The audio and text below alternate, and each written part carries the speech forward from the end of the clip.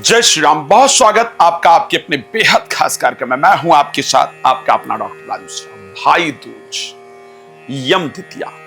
क्यों इस तिथि का नाम यम द्वितीया पड़ा और क्यों ये भाई बहन दोनों के लिए बहुत महत्वपूर्ण है, ये जानकारी मैं आपको देना चाहता हूं। लेकिन एक बात बता देता हूं, यदि आप चाहते हैं फ्री में मेरे साथ लाइव जुड़ना, रात को 9 बजे, दोपहर को 12 बजे लाइव आता है। श्री राम कथा, श्रीमद् भागवत कथा, श्री शिव महापुराण कथा आप चाहते हैं मेरे द्वारा कराना, तो अपने क्षेत्र में आप देश विदेश में कहीं भी आयोजन कर सकते हैं। यदि वास्तु विजिट चाहते हैं कि मैं आपके घर करूं या आपके घर में नेगेटिविटी है, पॉजिटिविटी है, सात्विक ऊर्जा है, नकारात्मक ऊर्जा है, उसको चेक करूं, तो भी आप उसके लिए मुझे कॉल कर सकते हैं, मेरा समय प्राप्त कर सकते हैं और अपने घर पर आप बुला सकते हैं। मैं विजिट करता हूं, चीजें चेक कर, ठीक है।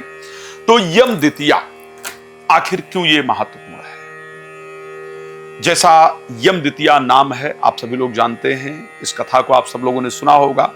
निर्णय सिंधु, धर्म सिंधु इत्यादि के अंदर भी इसका बहुत स्पष्ट वर्णन है कि यमराज, जो कि अपने कार्य में सदैव व्यस्त रहते थे, उनकी बहन यमुना, जो कि भगवान कृष्ण की पत्नी भी है, बार बार यमराज को अपने घर पर आमंत्रित करती हैं, बुलाती हैं, लेकिन यम की व्यस्तता के कारण वो नहीं आ पाते। कार्तिक शुक्ल द्वितीया तिथि के दिन अचानक यम अपनी बहन के घर पहुंचते हैं और बहन श्रद्धा पूर्वक उनको भोजन इत्यादि कराती हैं।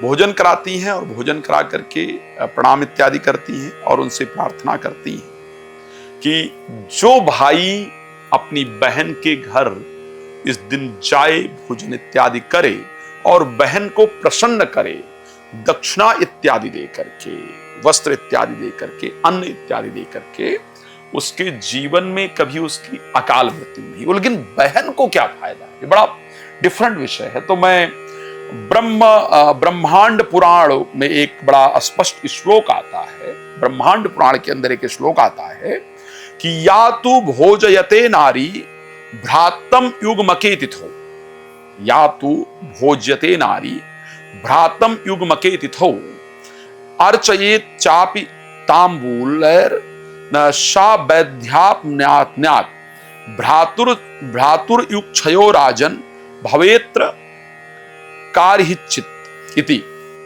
ब्रह्मांड पुराण के अंतर्गत कहा गया कि जो स्त्री कार्तिक शुक्ल द्वितीया तिथि को भाई को भोजन कराती है और तांबूल से पूजा करती है, यानी भोजन ही नहीं कराना चाहिए। एक तो ध्यान रखिए, रक्षाबंधन का त्योहार है जिसमें भाई को बहन के घर जाना, जिसमें बहन को भाई के घर आना चाहिए, लेकिन जो कार्तिक शुक्ल द्वितीया, यानी जिसको टीका का दिन कहते हैं, यम द्वितीया कहते हैं, इस दिन भाई को बहन के घर जाकर के भोजन करना चाहिए। और जो बहन भाई को भोजन कराने के बाद तांबूल अर्पण करती है, पान जरूर देना चाहिए, ध्यान रखिएगा।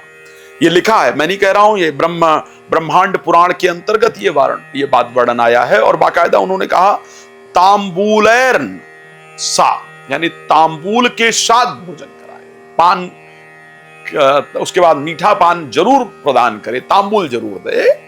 उस बहन को कभी वैध्यव नहीं होता है, वो बहन कभी वह विधवा नहीं होती है, और हे राजन, कभी भी भाई की आयु का क्षय नहीं होता है। तो जनरली लोगों को यह लगता है कि बहन टीका करे तो भाई की आयु में ही वृद्धि होती है। ऐसा नहीं है।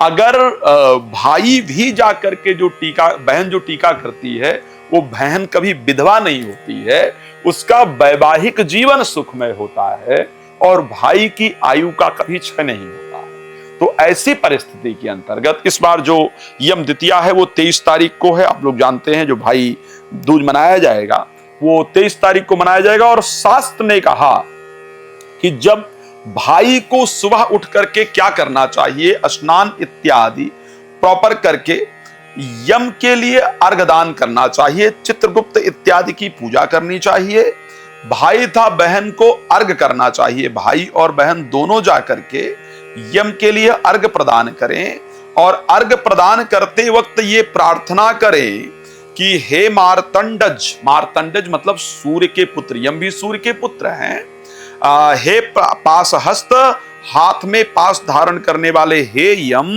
हे अनंतक, हे लोकधर, हे अमरेश भ्रातृ द्वितीया में की हुई देव पूजा और अर्घ को ग्रहण करो।